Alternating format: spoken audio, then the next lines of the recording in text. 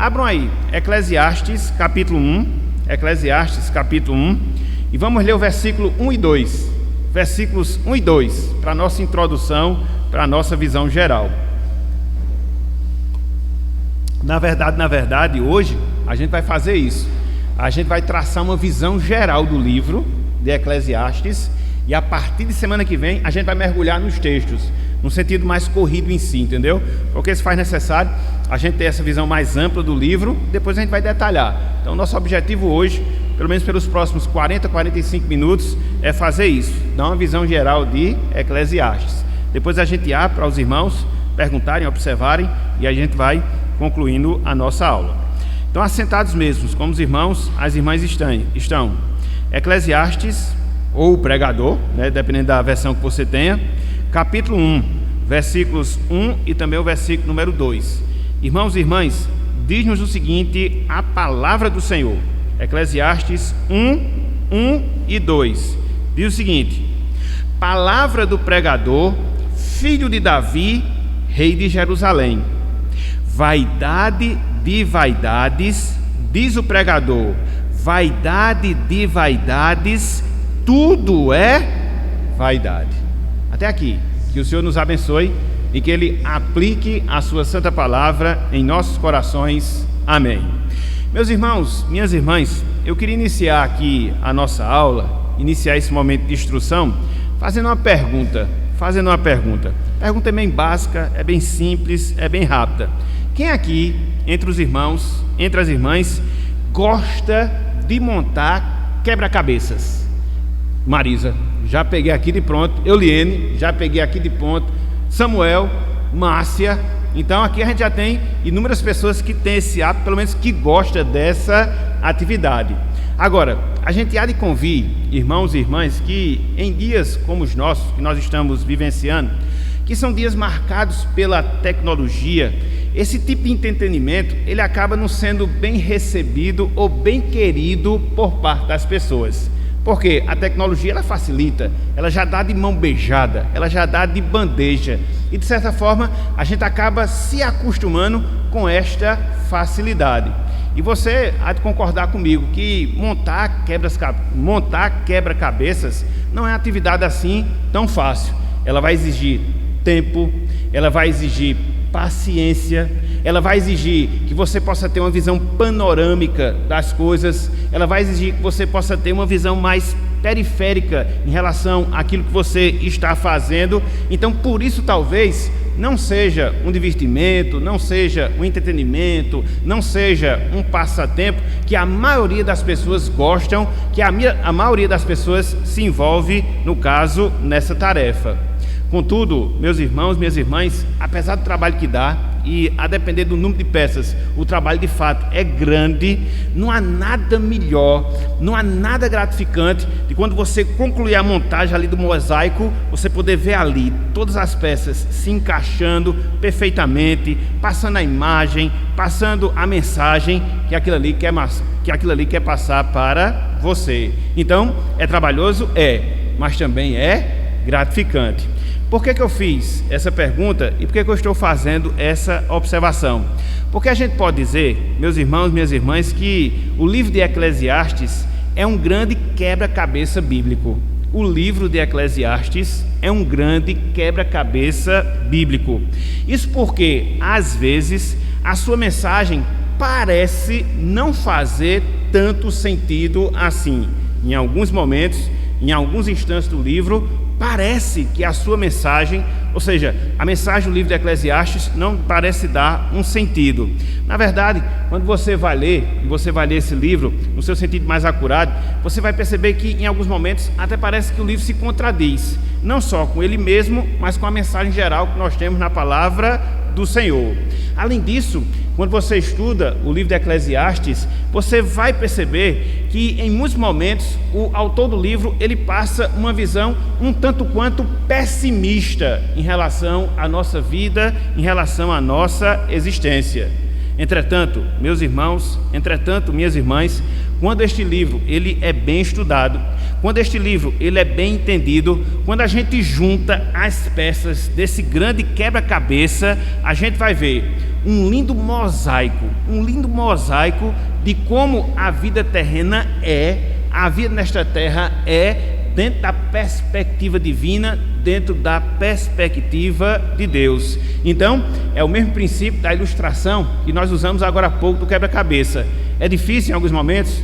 Sim. É complicado em alguns instantes? Sim. Mas quando você entende, quando você compreende, é gratificante. No nosso caso aqui, é edificante a gente poder ter a compreensão deste livro que nós temos diante de nós, o livro de Eclesiastes. Então, nessa manhã de hoje, com a graça de Deus, a gente vai começar a montar esse quebra-cabeça. A gente vai começar a juntar essas peças. E a gente vai fazer como? Aprofundando a nossa compreensão, aprofundando o nosso entendimento acerca da vida deste mundo, dentro da visão de Deus, dentro da visão do Senhor e não dentro da nossa própria visão. Então, conforme nós falamos, nós vamos juntar as primeiras peças para que a gente possa montar esse mosaico e ver como é que os aspectos da vida humana eles devem ser vistos, porque Deus os vê dentro da sua perspectiva. Então, na manhã de hoje, conforme nós falamos, a gente vai dar o pontapé inicial. A gente vai dar a largada para essa série de estudos dentro do livro de Eclesiastes. E conforme nós falamos agora há pouco, a gente vai dar uma visão geral acerca desse livro, para que a gente possa ter uma compreensão mais ampla e depois entrar em detalhes específicos que nós encontramos na mensagem divina, nesta parte da Escritura Sagrada. Então, em primeiro lugar, meus irmãos, em primeiro lugar, minhas irmãs, vamos começar pelo título do livro. Em primeiro lugar, vamos começar pelo título do livro. A palavra Eclesiastes, tanto no sentido hebraico, como também no sentido grego, significa pregador, anunciador ou orador.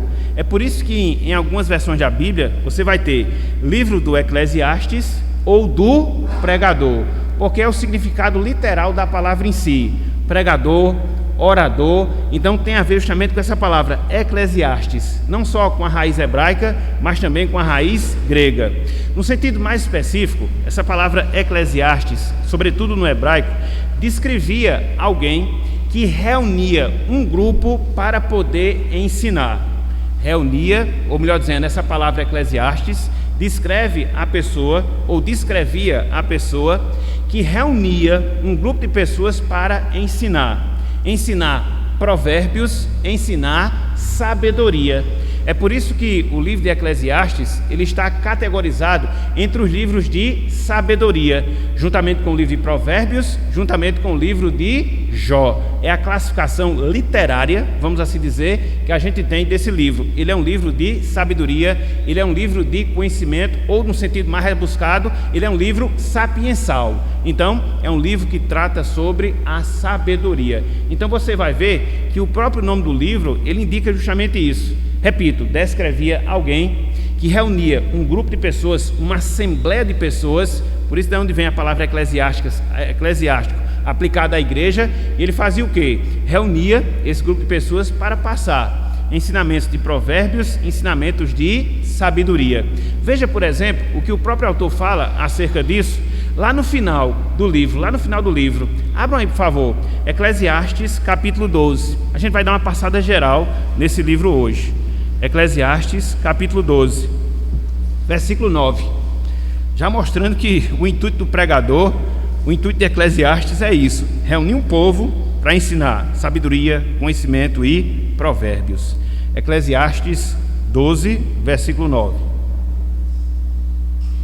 diz o seguinte: o pregador, já pegando aqui a literalidade da palavra, além de sábio, veja, ainda ensinou ao povo o conhecimento, e atentando e esquadrinhando, compôs muitos provérbios. Então o pregador fazia isso, juntava um grupo, uma assembleia de pessoas, e fazia o quê? Ensinava sabedoria, conhecimento, provérbios. Então a palavra Eclesiastes, ela tem essa origem: o pregador, o orador, aquele que reúne um grupo para ensinar sabedoria, provérbios e também conhecimento.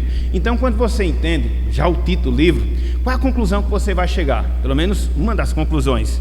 Que o livro de Provérbios, irmãos e irmãs, ele pode ser visto, na verdade, ele deve ser visto como Deus, o próprio Deus, levantando o seu pregador, no caso aqui a gente vai ver o autor do livro, inspirado pelo Espírito Santo, para nos reunir em torno da sua palavra e nos ensinar sabedoria, nos ensinar conhecimento, nos ensinar os provérbios relacionados à nossa vida aqui na terra. Isso é, irmãos, isso é, irmãs, imprescindível em relação às nossas vidas. Nós fomos salvos no passado e iremos aqui viver nesse mundo até o dia que Deus assim permitir, até o dia da consumação da nossa salvação. E como é que a gente vai adquirir o conhecimento necessário para poder nos portar aqui neste mundo, segundo a vontade de Deus, de acordo com o seu propósito?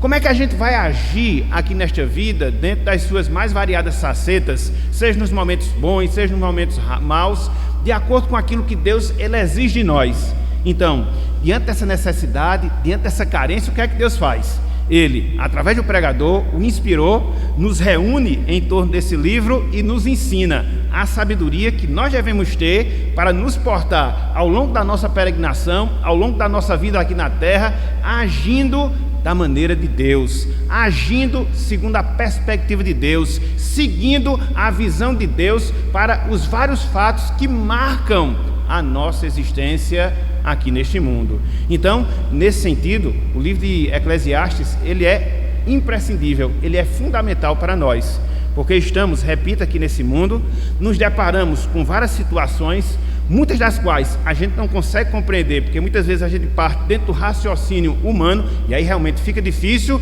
Mas aí quando você tem o auxílio de Eclesiastes, quando você se reúne, ou quando você se junta com o povo de Deus para ouvir o seu pregador, transmitir sabedoria, transmitir orientação, transmitir conhecimento, aí você vai ter não só a visão certa dos fatos concernentes a esta vida, mas você também vai ter as condições necessárias de seguir nisto na graça de Deus e desta forma se comportar, agir, proceder de acordo com o propósito do Senhor. Então, veja, meu irmão, veja, minha irmã, o livro de Eclesiastes dentro dessa perspectiva.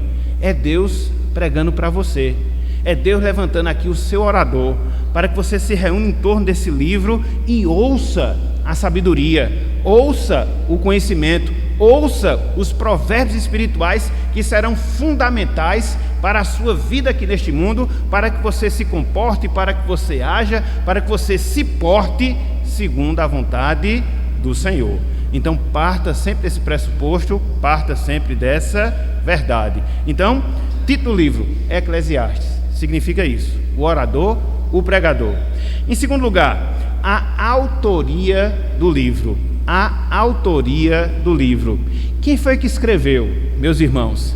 Quem foi que escreveu, minhas irmãs, o livro de Eclesiastes? Então, quando a gente pesquisa na literatura bíblica, na literatura teológica, é consenso, pelo menos entre a maioria dos estudiosos da Bíblia, que o rei Salomão, filho de Davi, é o autor humano do livro de Eclesiastes. Salomão, o rei Salomão, filho de Davi, ele é o autor humano do livro de Eclesiastes. Mas aí você pode perguntar, mas eu não encontro nada de Salomão falando que ele é o escritor do livro. É diferente, por exemplo, quando você vê as cartas de Paulo, que Paulo lá coloca o nome dele logo no início da carta.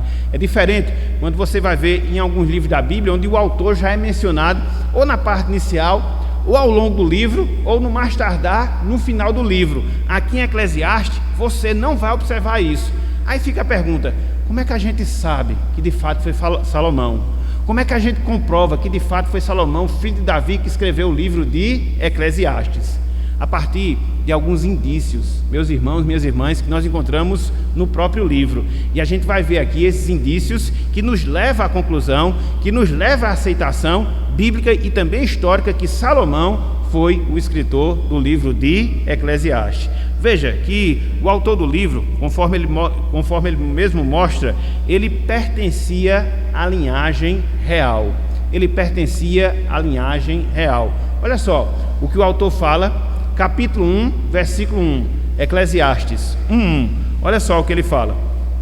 Veja se ele não pertencia à família real. Veja, ele diz, palavra do pregador, veja, filho de Davi, rei de Jerusalém. Então ele era um descendente de Davi, ele era rei, e rei na cidade de Jerusalém.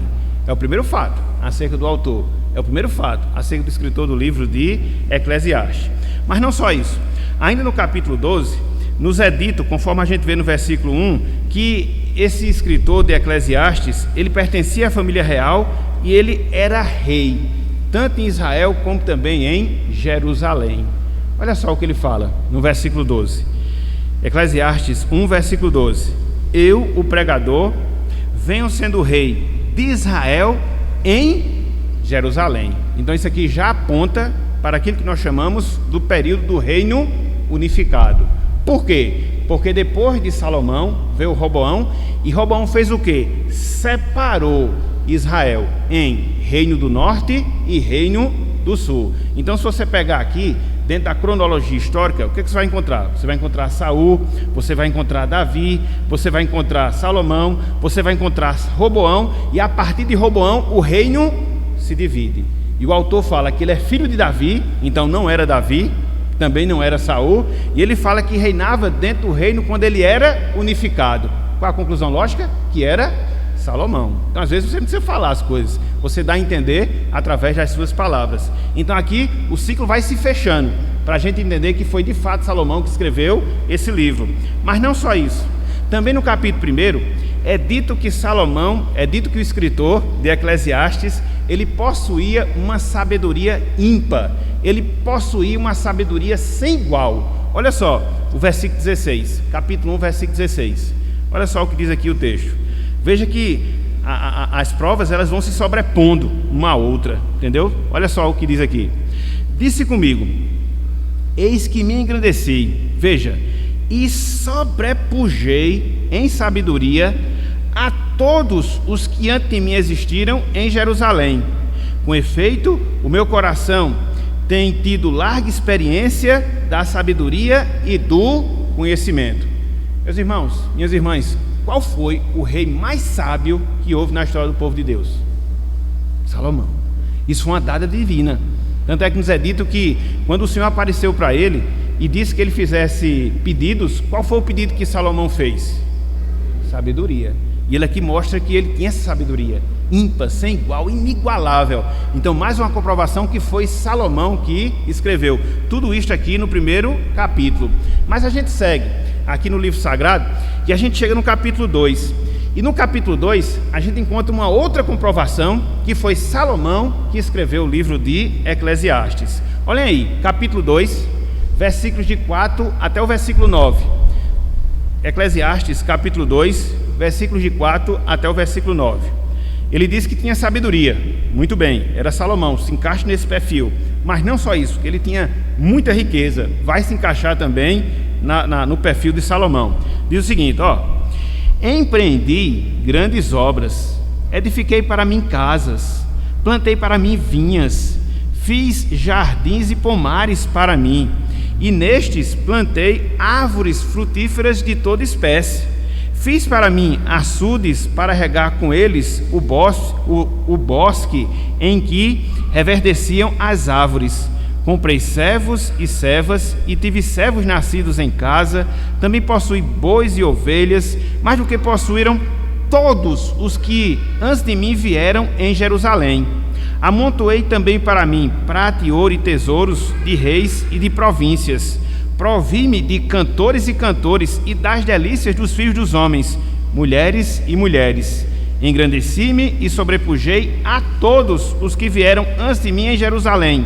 Perseverou também comigo a minha sabedoria. Qual foi o rei que alcançou maior projeção em termos materiais? Também foi Salomão. Davi conseguiu o quê? A estabilidade do reino, porque ele expandiu o reino, vencendo os inimigos do povo de Deus, mas aí faltava essa questão da identificação no sentido material, da organização. E isso aconteceu com quem? Isso aconteceu com Salomão. Tanto é que Israel era uma referência no período em que Salomão ele reinou. Então você chega à conclusão que de fato foi Salomão que escreveu o livro de Eclesiastes. Por todas essas razões, por todos esses motivos que nós acabamos de mencionar. Então veja, nós já observamos aqui o significado do título do livro. Nós já observamos quem foi que escreveu, ou seja, o autor do livro. E aí nós chegamos a um terceiro momento da nossa visão geral acerca de Eclesiastes, ou seja, a data em que o livro foi escrito. Então, uma vez que você entende que foi Salomão e que Salomão reinou 1000 anos antes de Jesus Cristo, com a conclusão lógica que você chega, que o livro de Eclesiastes ele foi escrito no século 100, melhor dizendo, no século 10 antes de Cristo, 1000 anos antes de Jesus. Então, se você pegar 2000 anos de cristianismo, somar 2 com 1, você vai ter aí pelo menos uma data para esse livro de 3000 anos. É muita coisa, né, meus irmãos? O Brasil foi descoberto há 500 anos, multiplica isso por 6, e aí você vai ver a idade desse livro. Mas não só isso, quando você observa o que ele ensina, você vai perceber a sua atualidade. O livro que foi escrito em todo esse período, 3000 anos, ele trata de coisas que são atuais. Ele trata de coisas que fazem parte do nosso dia a dia. Ele trata de coisas que fazem parte do nosso drama na vida cotidiana. Então veja como isso também comprova que a palavra de Deus, a Bíblia Sagrada, ela é inspirada por causa da atualidade da sua mensagem. Se passa rei, se passa reinos, se passa anos, mas a palavra de Deus permanece para sempre. Então, coloca aí 3000 anos em relação à nossa data em que foi escrito o livro de Eclesiastes. Então você vai ter o título do livro, você vai ter o autor do livro, você vai ter a data do livro e, em quarto lugar, o propósito do livro. Qual é o propósito do livro de Eclesiastes? O que é que ele quer nos ensinar? O que é que ele quer nos mostrar? O que ele quer nos revelar? De maneira bem resumida, meus irmãos, minhas irmãs, o principal alvo de Salomão, através do livro de Eclesiastes, é mostrar, veja, que todos os propósitos, que todas as bênçãos terrenas, quando buscados como fins em si mesmos, leva à insatisfação e ao vazio. Eu vou repetir. O alvo de Salomão, ao escrever o livro de Eclesiastes, é mostrar que todos os propósitos, todas as bênçãos terrenas, quando você busca essas coisas como um fim em si mesmo, vai levar ao quê? Vai levar ao vazio, vai levar à insatisfação. É por isso que muitas vezes a gente vê a visão pessimista no livro de Eclesiastes. Que você dê ao ser humano, que você dê ao homem um mundo, mas o seu coração ainda vai estar vazio. O seu coração ainda vai estar vazio. Era por isso que Agostinho, por exemplo, dizia que o homem, ele tem um vazio do coração, ou tem um vazio no coração do tamanho de Deus. Ou seja, somente Deus pode suprir. Que você dê toda a riqueza, que você dê toda a sabedoria, que você dê toda a projeção, que você dê tudo ao homem, como Salomão tinha. Se você não tiver Deus, você estará com um vazio infinito no seu coração. É por isso que muitas vezes as pessoas acabam se abatendo. É por isso que muitas vezes as pessoas acabam tendo essa visão negativa em relação à vida.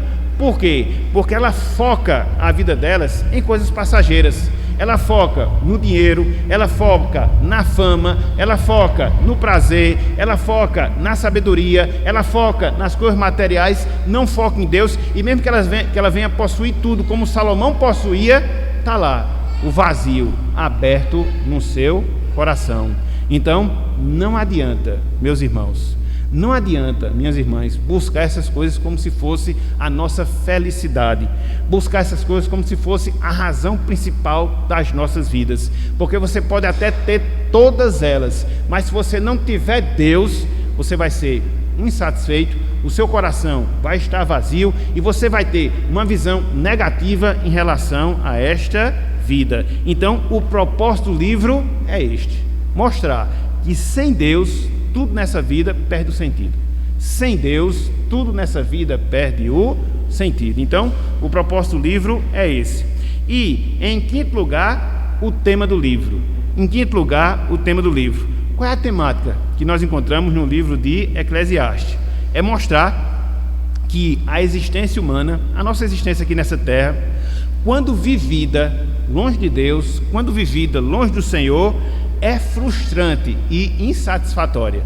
A vida humana longe de Deus, a vida humana longe do Senhor, ela é frustrante e ela é insatisfatória. Então, é por isso que quando a gente usufrui dos prazeres, quando a gente usufrui das coisas materiais nesta vida, como um fim em si mesmo, a gente vai acabar experimentando desprazer, a gente vai acabar experimentando infelicidade, a gente vai acabar experimentando tristeza, não obstante tudo que porventura nós viermos a alcançar aqui neste mundo. E é interessante porque quando você observa o livro de Eclesiastes, conforme a gente falou na parte introdutória, há duas expressões ou palavras que comprovam justamente isso. Ter tudo nesse mundo e não ter Deus é sinônimo de infelicidade. Ter tudo nesse mundo e não ter Deus é sinônimo de vazio. Ter tudo nesse mundo e não ter Deus é sinônimo de frustração. Há duas expressões ou palavras que nós encontramos aqui no livro de Eclesiastes que confirma esse ponto, que confirma essa verdade. Quais são as duas palavras e ou expressões? A palavra vaidade e a palavra debaixo do sol. Por exemplo, a palavra vaidade, sabe quantas vezes ela aparece no livro de Eclesiastes? A palavra vaidade, quantas vezes aparece no livro de Eclesiastes? 38 vezes em 12 capítulos. 38 vezes em 12 capítulos.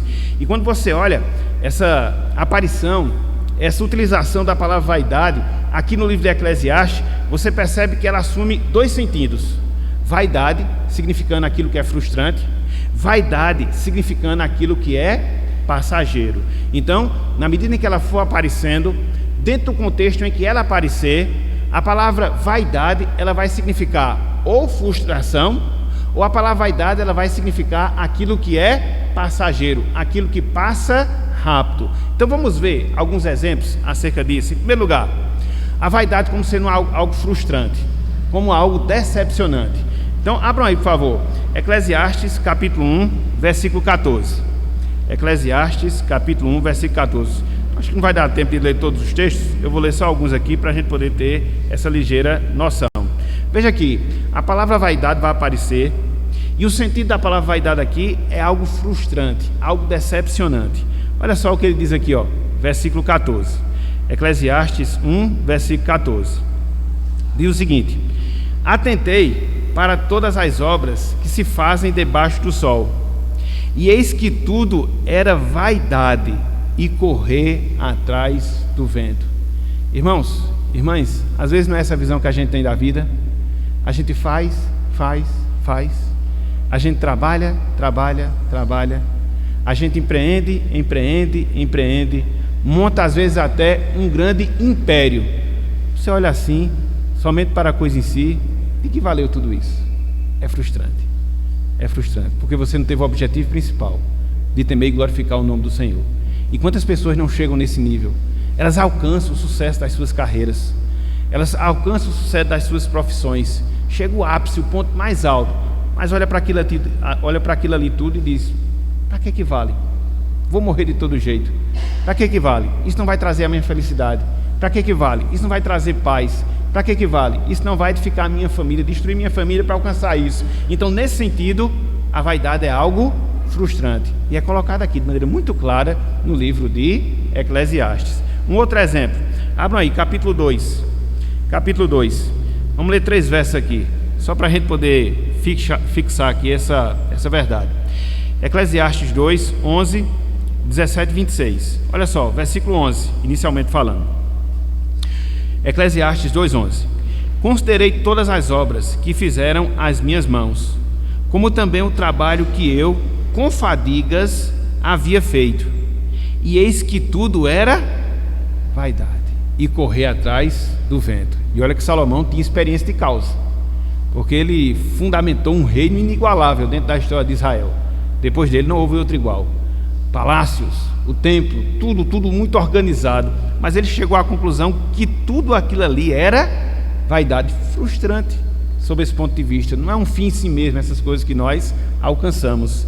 Versículo 17, olha só o que diz aqui o texto: pelo que aborreci a vida, pois me foi penosa a obra que se faz debaixo do sol. Sim, tudo é vaidade e correr atrás do vento. Meus irmãos, como tem gente que perde a vida em trabalho, na profissão. Eu não estou dizendo que essas coisas em si sejam ruins, não.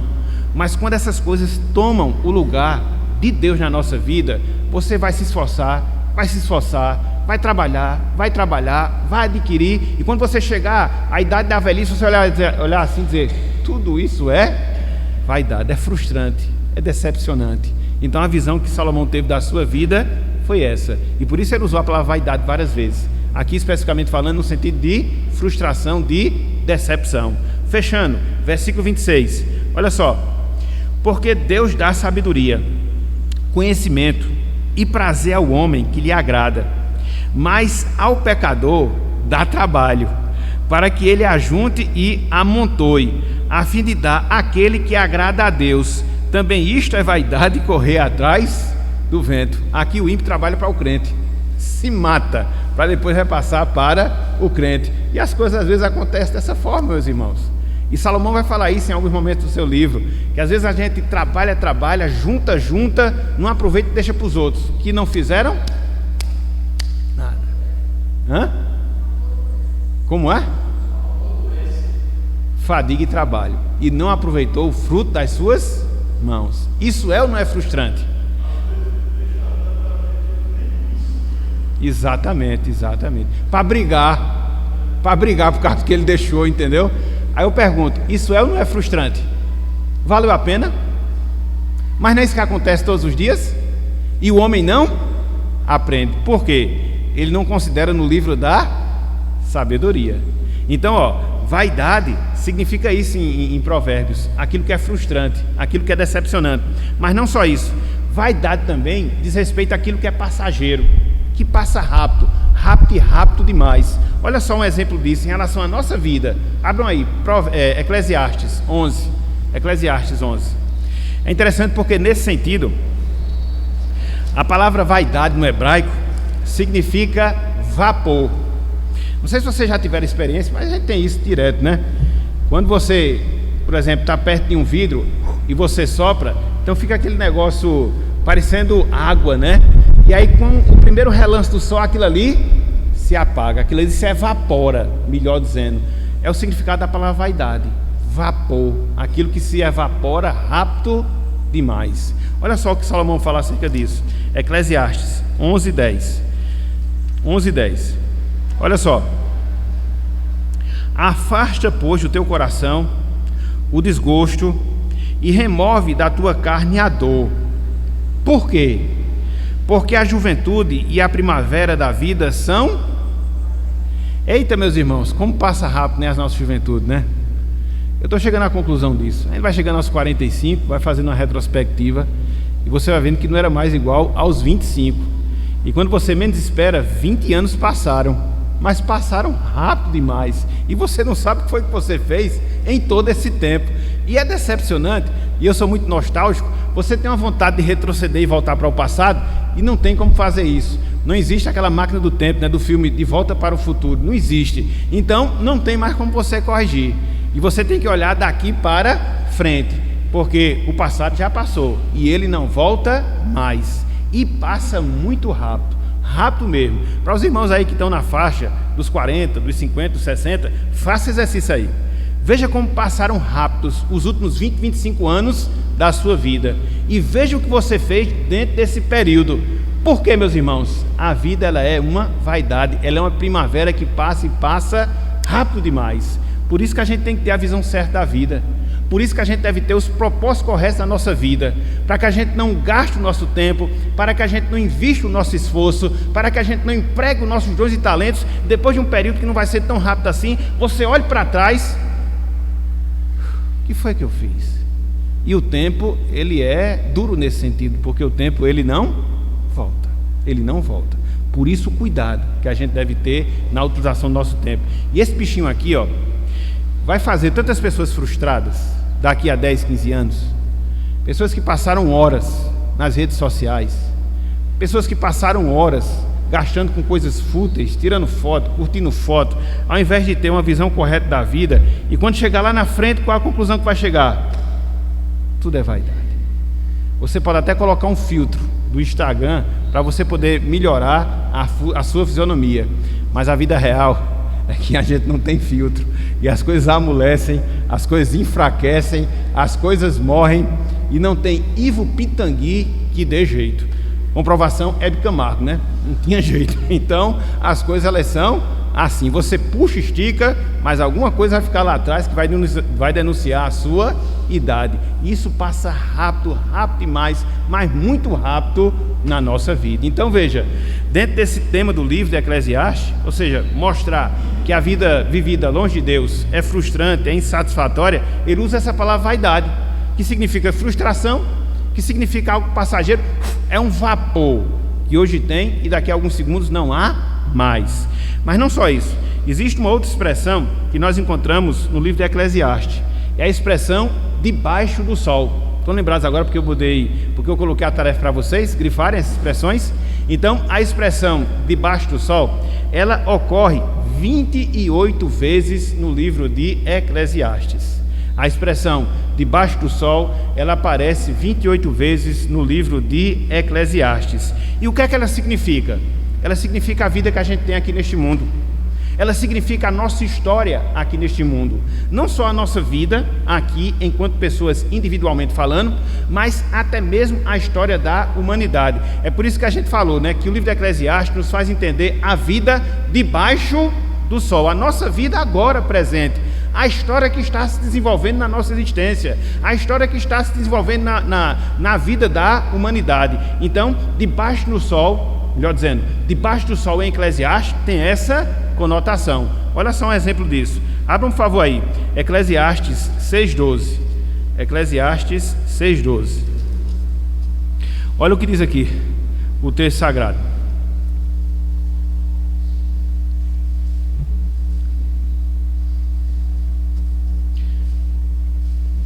Gente, desculpe ter usado aqui o exemplo de Época Marco, mas foi o primeiro que veio na mente. Mas serve para qualquer outra que está aí nesse meio artístico, que às vezes se frustra com a questão de em procedimentos estéticos que não vai resolver. Mais cedo ou mais tarde, o tempo vai dizer quem nós somos. Então vamos lá. O quanto tempo nós temos, melhor dizendo. Versículo 12. Diz o seguinte: pois quem sabe o que é bom para o homem durante os poucos dias da sua vida de vaidade, os quais gasta como sombra? Quem pode declarar ao homem o que será depois dele, quando? Debaixo do sol. O que será da nossa vida depois desta vida? O que será da nossa vida depois debaixo do sol, da existência que a gente passar aqui? É como o texto fala, o tempo passa como sombra, meus irmãos. A gente vê pessoas que têm uma grande longevidade de vida, 80, 90, 100, 110 anos, mas um dia elas vão. Não tem como ficar não, vai passar. A nossa vida debaixo do sol, ela vai passar. E Eclesiastes, ele procura mostrar justamente isso, entendeu? Que a nossa vida ela é passageira e que ela vai se dar nesse tempo, debaixo do sol. Então, quando você entende, veja que o tema do livro de Eclesiastes é justamente este: viver longe de Deus é viver uma vida frustrante. Viver a vida longe de Deus é uma vida insatisfatória. É uma vaidade, é ver debaixo do sol. Quando você entende essas coisas, você vai aprender três verdades centrais no livro de Eclesiastes. Anote isso, porque aqui, de certa forma, é o resumo, entendeu? 3 verdades centrais no livro de Eclesiastes. Você vai lê-lo do início ao fim, de trás para frente, de frente para trás, e você vai ver que existem 3 verdades centrais que a gente encontra no livro de Eclesiastes. Em primeiro lugar, que existe um lado frustrante da nossa vida aqui neste mundo. Existe um lado frustrante da vida aqui neste mundo. Irmãos e irmãs, o que eu gosto do livro de Eclesiastes é que ele é realista. Ele não conta uma história de conto de fadas, que se a nossa vida for como se a nossa vida fosse isso, porque a nossa vida não é isso. A nossa vida não é o que a gente posta na internet. A nossa vida não é aquilo que a gente dá gostinha nas mídias sociais. A nossa vida não é aquilo que a gente vê no YouTube. A nossa vida não é aquilo que a gente vê nos filmes. A nossa vida não é aquilo que a gente vê nos seriados. A nossa vida não é aquilo que a gente vê nas novelas. Não é. A nossa vida é real. Ela é um drama, muitas vezes. E você sabe, porque você vivencia os seus dramas.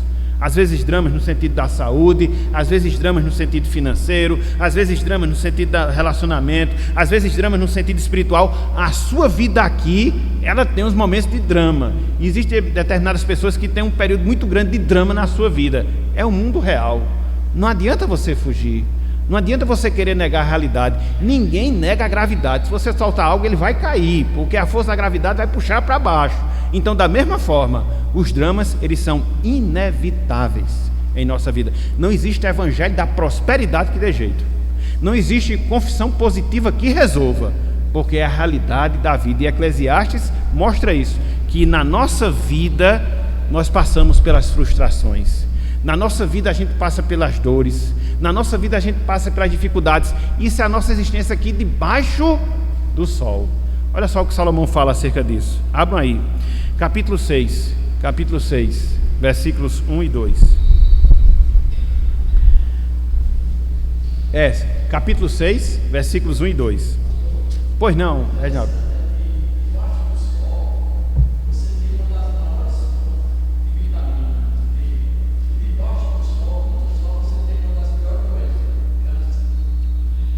As duas coisas estão juntas.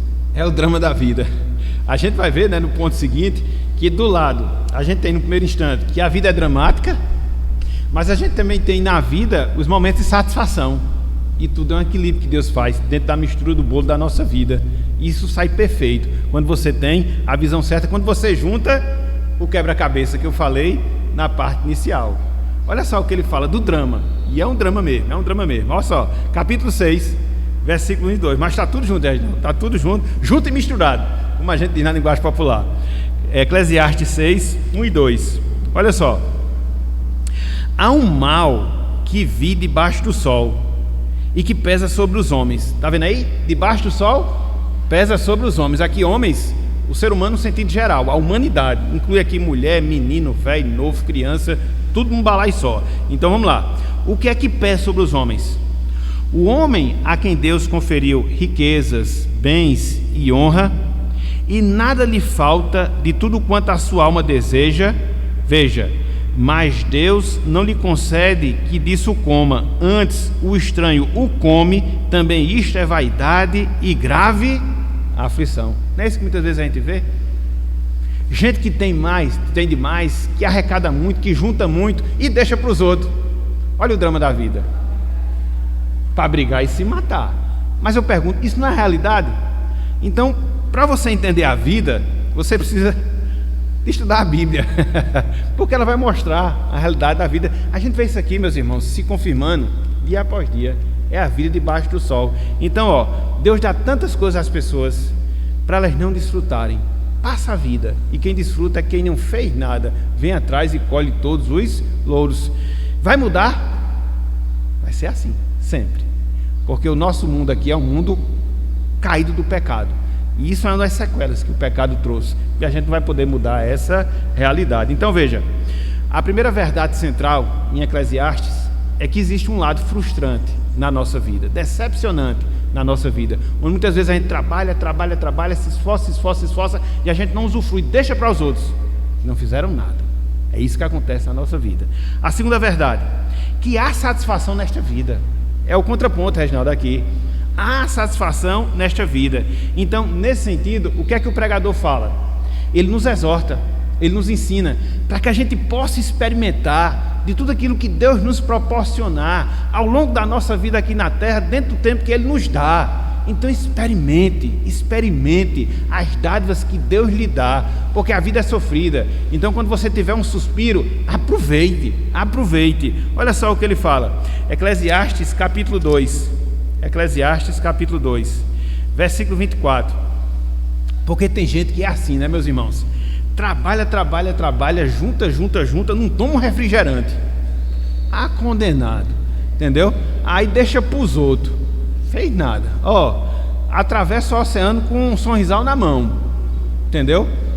Não, meu amigo. Se Deus lhe deu, usufrua, aproveite, se deleite. É fruto do trabalho da sua mão? Sim. É lícito? Sim. Então pronto, entendeu? Porque a vida é passageira. Então aproveite esses momentos que Deus lhe proporciona, e Ele vai proporcionar. Aí eu repito aquela eu trago à mente aquilo que falei agora há pouco, né?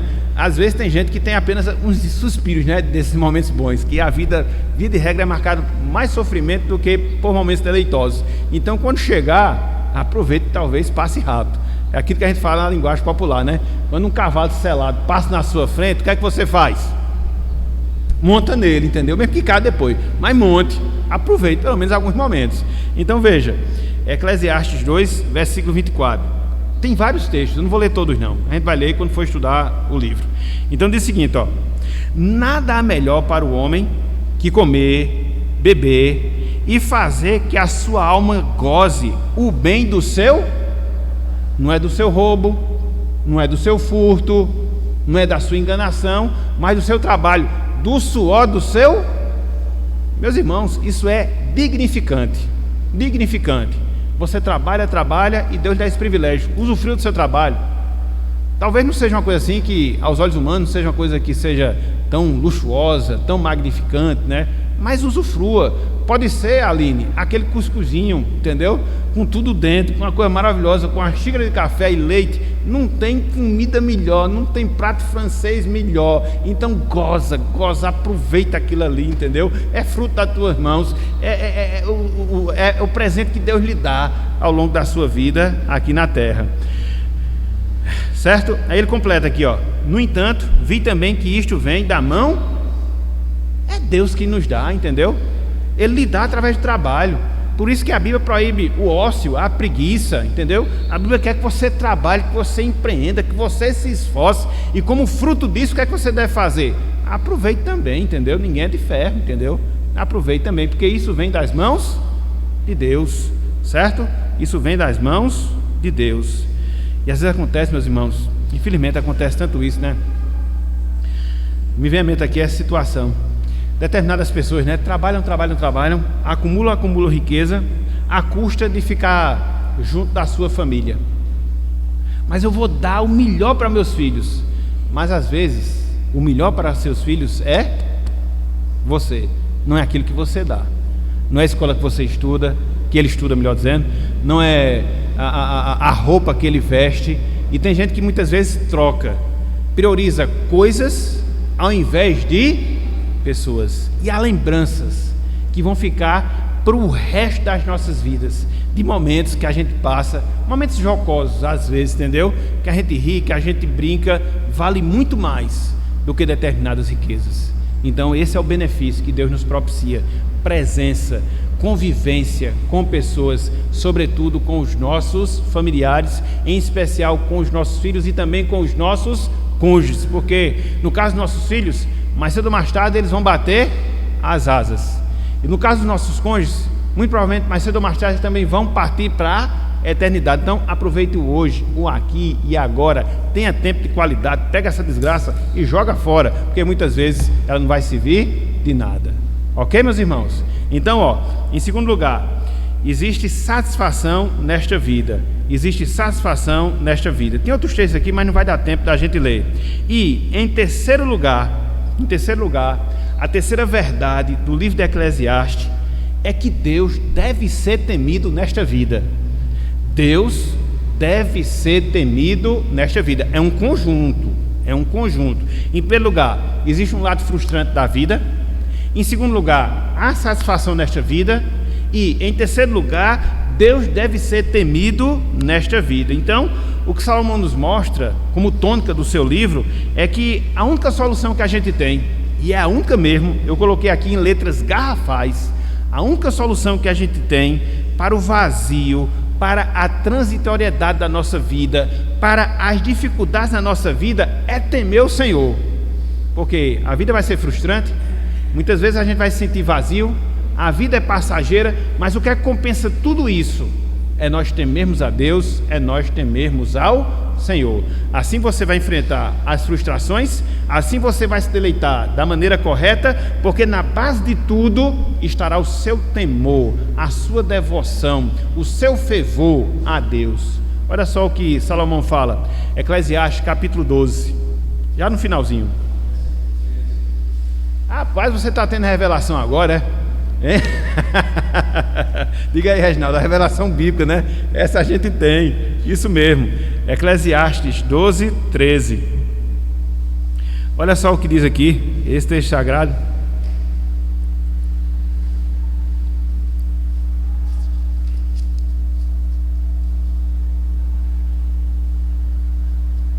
Olha só o que diz aqui, ó. De tudo que se tem ouvido, assuma, o resumo é, o que? Teme-a e faz o que mais? E guarda os seus mandamentos. Qual a razão disso? Porque isto é o dever de todo homem.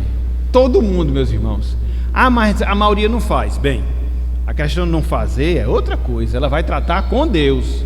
Agora a sua, não é da sua esposa, não é do seu esposo, do seu filho, do seu pai, da sua mãe. A sua responsabilidade pessoal, individual é fazer o quê? Temer a Deus e guardar os seus mandamentos. Aqui é o resumo da nossa vida. Então veja que Salomão, ele compensa tudo. A vida é frustrante, há momentos deleitosos, mas na base de tudo isso eu vou fazer o quê? Eu vou temer a Deus. Porque a pessoa podia pegar um desses princípios e aí isolá-lo, né?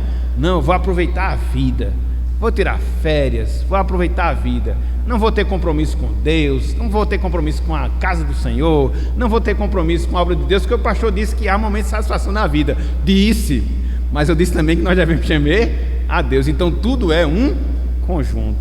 O pecador pode chegar assim: não, eu vou aproveitar com os prazeres transitórios do pecado, com bebidas, com farras, com mulher. Não é isso que Salomão diz? Não, ele diz que a gente tem que satisfazer, mas dentro do temor do Senhor. Tudo é compensado à luz da palavra de Deus. Porque é assim, meus irmãos, porque nós devemos temer a Deus, porque mais cedo ou mais tarde nós vamos dar conta de tudo aquilo que nós fizemos ou deixamos de fazer em relação a Deus. Eu gosto muito desse texto de Eclesiastes, capítulo 11. Eu sei que eu estou passando um pouco do tempo, já estourei, foi tudo, mas eu queria deixar esse texto aqui para a gente refletir. Olha só, Eclesiastes 11, versículo 9. Olha como ele coloca essas coisas de maneira bem compensada. Olha só, ele diz o seguinte, ó: alegra-te, jovem, na tua juventude, e recreie-se o teu coração nos dias da tua mocidade. Anda pelos caminhos que satisfazem ao teu coração e agradam os teus olhos. Beleza, né? Não tem coisa melhor para os jovens. Mas olha só o que diz depois. Entendeu? Sabe, porém, que de todas estas coisas Deus te pedirá. Está vendo aí? Deus vai pedir contas do que você fez na sua mocidade.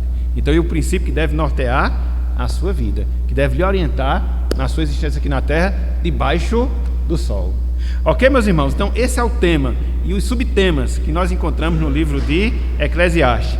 Existe um lado frustrante da vida, há satisfação na vida, e Deus deve ser temido nesta vida. Fechando, Eclesiastes, o livro de Eclesiastes, é uma crítica contra aqueles que procuram alegria nesta vida, uma alegria sem Deus, uma alegria sem o Senhor. A vida neste mundo é marcada por injustiças, a vida neste mundo é marcada por contradições, sim, com toda certeza. Nunca, meus irmãos, minhas irmãs, seremos felizes nos baseando na instabilidade das coisas passageiras que nós temos nessa vida. Não baseie sua alegria nas coisas instáveis, nas coisas passageiras nesta vida. Por isso, diante desse quadro, diante dessa tensão, a gente deve fazer o quê? Nos voltar para o estudo do livro de Eclesiastes, assim como nós estamos iniciando na manhã de hoje. O livro de Eclesiastes nos dará a compreensão que a vida deve ser vivida na perspectiva divina.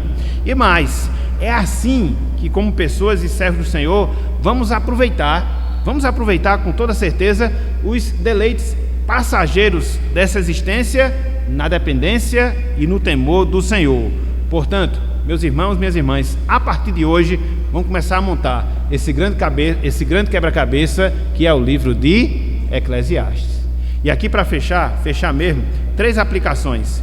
Primeira delas: não coloquemos esperança em um mundo que está entesourado para a destruição. Não coloque. E a temática de Eclesiastes é essa: não coloque esperança, não ponha sua esperança nesse mundo, porque ele está sendo entesourado para a destruição. Ele vai ser destruído mais cedo ou mais tarde. Entenda, meu irmão, minha irmã, que somente no retorno glorioso do mundo, Cristo vai trazer restauração para esta vida, verdadeira restauração. Então, diante desse quadro, o que é que você deve fazer? Viva esta vida, com as suas dificuldades, com os seus benefícios, na presença de Deus. Aquilo que nós chamamos de corandel, viver na presença de Deus. Então, tenha pelo menos essas 3 aplicações para a sua vida, dentro dessa visão geral que nós fizemos no livro de Eclesiastes. Não espere pelas coisas dessa vida, porque esse mundo está se destruindo. Espere pelo retorno de Cristo, que vai restaurar todas as coisas. E enquanto isso, viva esta vida na presença de Deus. Então, irmãos e irmãs, que Deus ele nos abençoe, que Ele aplique a sua palavra em nosso coração, e vamos seguindo adiante, montando esse grande quebra-cabeça, esse maravilhoso quebra-cabeça que é o livro de Eclesiastes. Amém.